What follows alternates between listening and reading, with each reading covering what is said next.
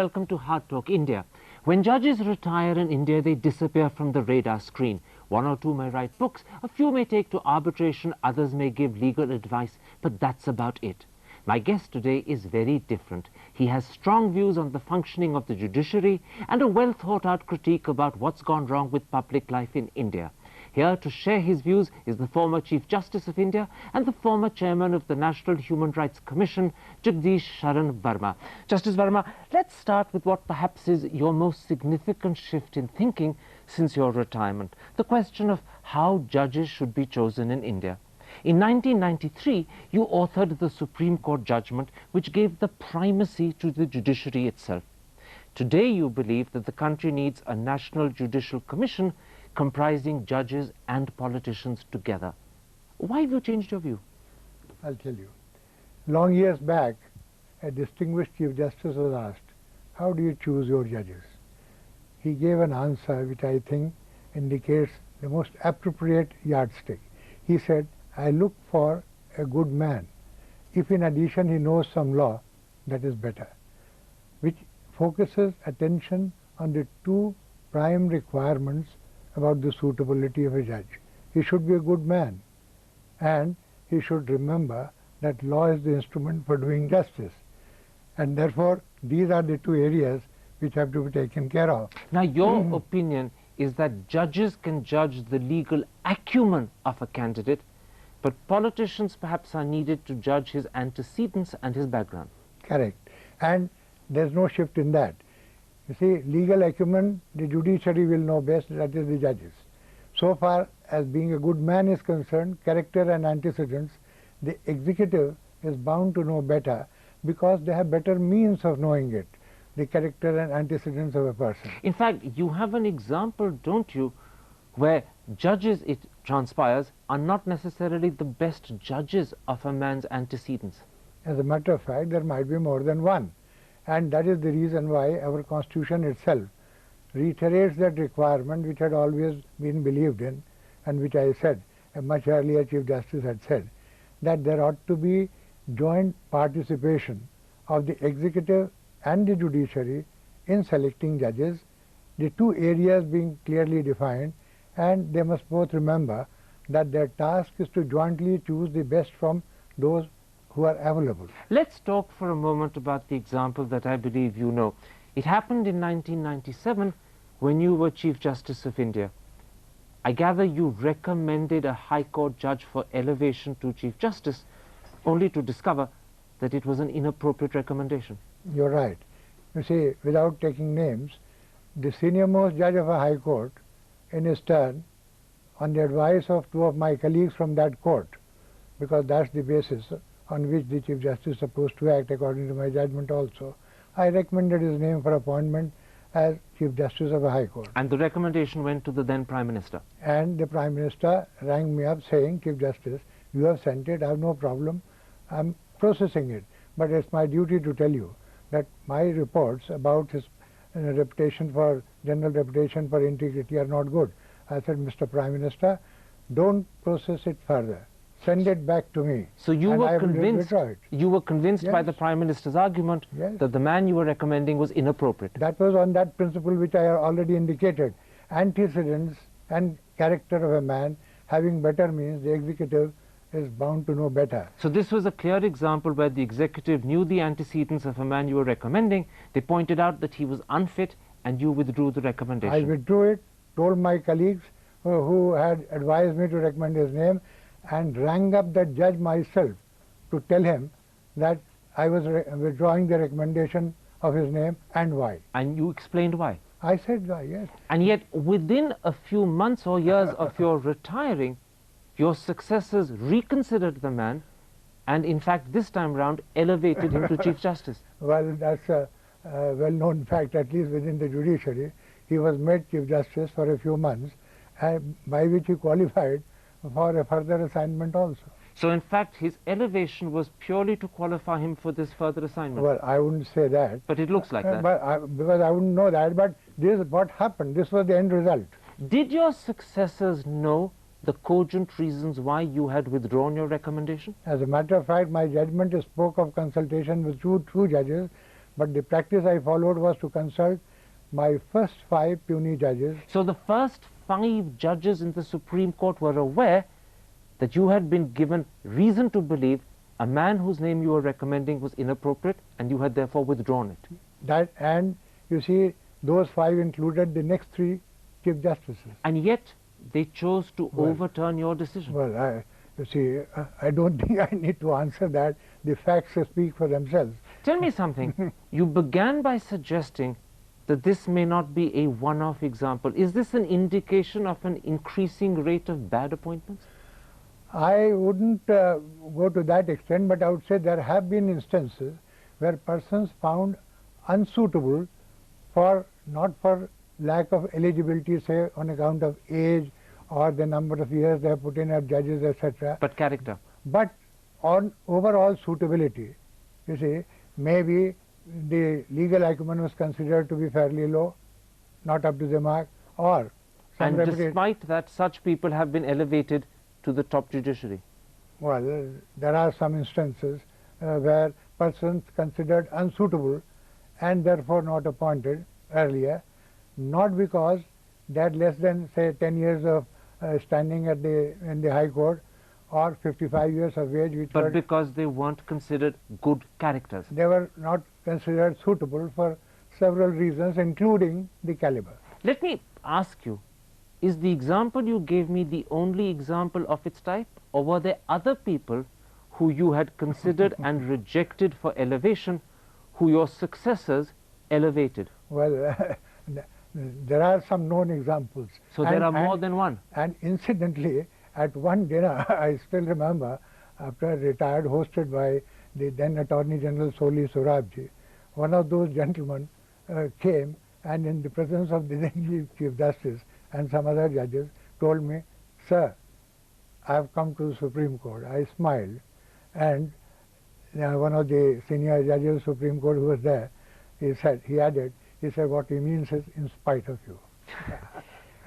This, you may be laughing about it, but this is an indication, is it not, Justice Verma, that judges can't be relied upon to keep out black sheep? I think we need not name names. The question is, if these things have happened, which should not have happened. You see, I can understand a mistake being corrected. That should always be open to correcting a mistake.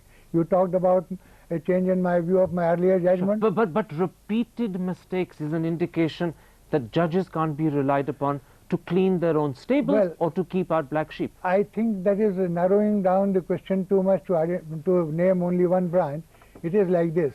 It is a joint exercise to be performed together. The idea, therefore, is it should be a collective decision of the executive and judiciary, both sides sharing all the information. And that's why you want to bring the executive in, because you're hoping that the influence of the executive in terms of detecting the antecedents and background will ensure that only suitable people are elevated. I think I'll modify that. Not bring executive in. Executive was always in there. Otherwise, I would not withdraw that. But re-emphasize the role. You see, re-emphasize, and therefore now I seem to think that, of course, is a point for debatable. That let the vice president, because president obviously can't be there. You're moving on now to talk about the nature of the Judicial Commission. Let's leave that aside, because there we go into technical details that are perhaps beyond a layman's understanding.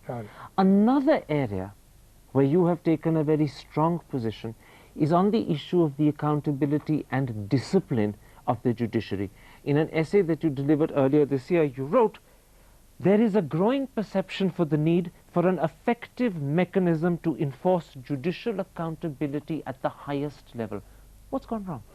Well, it's like this, that at the highest level, the Constitution, when framed, it was envisaged that the peer pressure and the conventions, you see, they will take care of any likely aberrations, and at the highest level you don't need any mechanism other than the extreme measure of impeachment. But now you are saying that that peer pressure isn't working.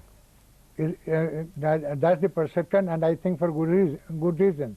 You see, and therefore what we need is, after all, every holder of a public office must be accountable, and that for enforcing the accountability, there ought to be an effective mechanism for enforcing accountability. So in other words, what you need is that you're saying the Chief Justice should have powers to admonish, punish, or even suspend errant judges short of impeachment. As a matter of fact, you see, this I said for the first time, or rather more than hinted, in my dissenting judgment in 91 in Veeraswamy. But now, in retirement, you're expressing that opinion even more forcefully. No, I've been saying it all along, even while in office. 91 I said in Veeraswamy's case.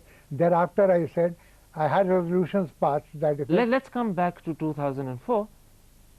If such powers were to be given to Chief Justices to admonish, to punish, and to suspend errant judges, when exercised, should that be made known publicly? Of course. You see, where is the reason to treat judges in this matter as more privileged than anyone else? Except won't it damage the standing of the... Well, I think a person who does that asks for it. If a Prime Minister is susceptible to that, why not everyone else? In other words, you're saying that not only must the judiciary be clean, but they must be seen to be clean. Of course. And bad apples must be removed in public. Certainly. For the greater good of the judiciary. Yes, because you see, sweeping the dirt or under the carpet shows the bulge. It's better to clean it. And the judges must answer or be accountable by the most stringent yardstick, because it is they who control the functioning of others, and therefore they must answer a yardstick and be judged by a yardstick at least as strict as that we apply to everyone else. In your writing since your retirement, you've also mentioned two other things. You've spoken of the need for judges to publicly and regularly declare their wealth and their assets. The interesting thing is that when you were Chief Justice of India, the Supreme Court passed a resolution to this very effect. Why in just 7 years has this wholesome practice fallen into disuse? Well, why it has fallen into disuse, someone else has to answer. But on 7th May 1997, you see, in a full court meeting of the Supreme Court, it was unanimously resolved. I made my declaration the day I assumed that office.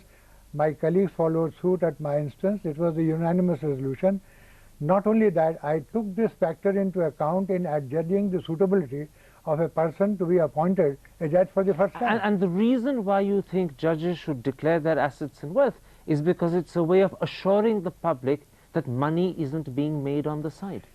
You see, that's just one part of it. Very often allegations are made, and most of them are wild and false accusations.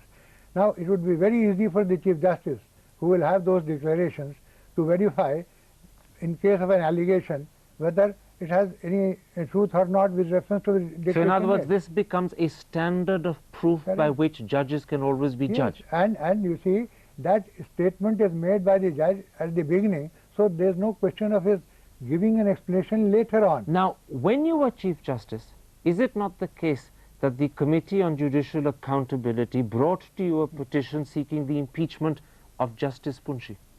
Yes, that's a fact. It was actually addressed to the President. A copy was sent to me. Ultimately, you recommended Justice Punshi to succeed you as Chief Justice, and that happened. But if at that time you had the powers to investigate that you've mentioned a moment ago in this interview, would you have used them in this case? As a matter of fact, I have always been of this view that it's only a judges committee which should adjudicate on these allegations. No other branch should come in. But if you had those powers, would you have used them in this case? That's what I'm saying. I would have, because if the allegations were false, then fairness to the judge, his name should have been cleared and made public. And if the allegations were real, then certainly the logical consequence should have followed. So in other words, when you recommended Justice Punshi's name as your successor, you did it without actually being able to verify the allegations. Well, I had no means of doing that because there was no mechanism. And that is why I am talking of an effective mechanism for enforcing accountability, because I think that will be a greater assurance for an honest judge. Today, the name is besmirched, and the poor honest judge has no means of having it cleared. Quite right. It works both ways. Now, you've also in your writing spoken of the need for judges not to seek or accept arbitration work and not to seek to give written legal opinions. Why? Well, Constitution expressly prohibits a person who has been a judge of the Supreme Court, which naturally includes very much the Chief Justice of India, from pleading or acting before any court or authority throughout the territory of India. Now, whether I appear personally to argue or give a written opinion under my signature, which is presented before the authority or the court, It amounts to the same thing. what is the difference? Whatever you are forbidden to do directly, you can't do indirectly. And you're also, I presume, concerned that when judges involve themselves in arbitration after their retirement, they are in a sense dragging down the high office they held. Well, I personally look at it this way. Having had the last word, you see, to expose myself to the possibility of, you see, an attack on the award on the permissible ground of misconduct, and these days any allegation can be made. And more than that... So you're defending the highest standards of the judiciary Certainly. when you say this. Tell me something in that case, Justice Verma. I get the impression in the discussion we've had so far that one of the things that worries you is declining standards of rectitude in the judiciary. Certainly. Certainly. You are of the opinion that the caliber of people becoming judges in India today is falling. It is like this. Judges are drawn from the same society. So, whatever be the barometer or index of, you see, personal behavior throughout the society is bound to reflect in every walk of life. Except for the fact that people in India cherish the belief that our judiciary is better, you're suggesting, in fact you're saying, that it's very much the same as the society it's drawn for, hence the need for greater rectitude. I will say this, even now it is the best, but then according to me the best may not be the good enough. May not be good enough. There is here, Justice Verma, a fairly serious implied criticism of the judiciary. Well, I am one who will never run away from facts. The public perception, people may not say it, but what they talk in private, which I hear more now, disturbs me very much. Now, of course, your concern about rectitude isn't limited to the judiciary, as you said a moment ago. Yes. It stretches all the way across public life, doesn't it? Certainly, certainly it does. In fact, you've written in your essays in particular about the need for legislation to discipline parliamentarians and to improve standards of functioning in our parliament. It would not be correct to single out the parliamentarians alone. I talked of the felt need for legislation to enforce accountability even of judges in 91, in my own quite right. But let's move away from judges now. No, so same pattern. So, I mean, I don't want to be misunderstood that I am wanting to say law is needed only for parliamentarians. It is needed for all. Except that in the case of parliamentarians, it had always been assumed in the democratic system that we could rely upon the decorum or propriety of individual MPs, or perhaps at least upon the moral authority of the Speaker. You're saying, sadly, we can't. We need legislation. And once again, I'll say, just as in the case of judges. And you would also then go one step further and say, would you not, or at least you would accept, that this is a sad commentary on our times, that legislation is needed to teach our MPs how to behave? Certainly. You see, the presence of legal sanction, presence of a legal mechanism may act as a deterrent, and in those rare cases where action is needed, it will provide the requisite machinery. We've discussed a wide range of subjects, Justice Verma, from the judiciary and how judges are chosen, through to the need for judges to make themselves accountable and to declare their wealth, on to MPs and how MPs can't be relied upon to behave without legislation enforcing it.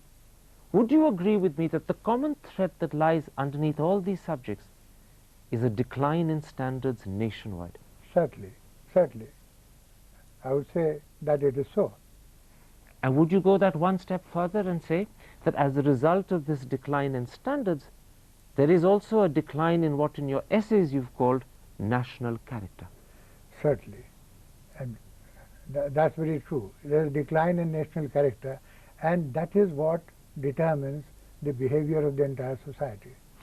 You quote in your essays with approbation a particular comment made by Raja Gopalachari. I'd like to read it out. Please. Let's regain our good character quickly, and all will be well in politics, administration and economic conditions.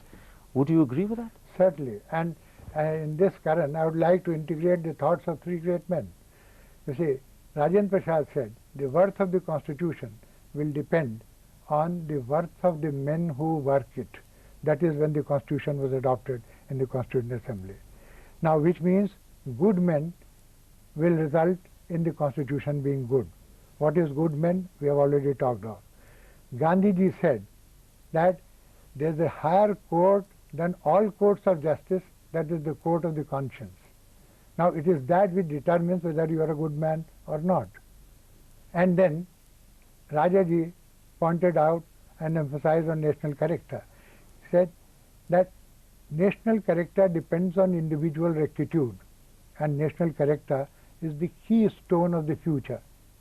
Just as small drops of rainwater unite to form the rain and give us the monsoon, we need the monsoon of purity, of national character.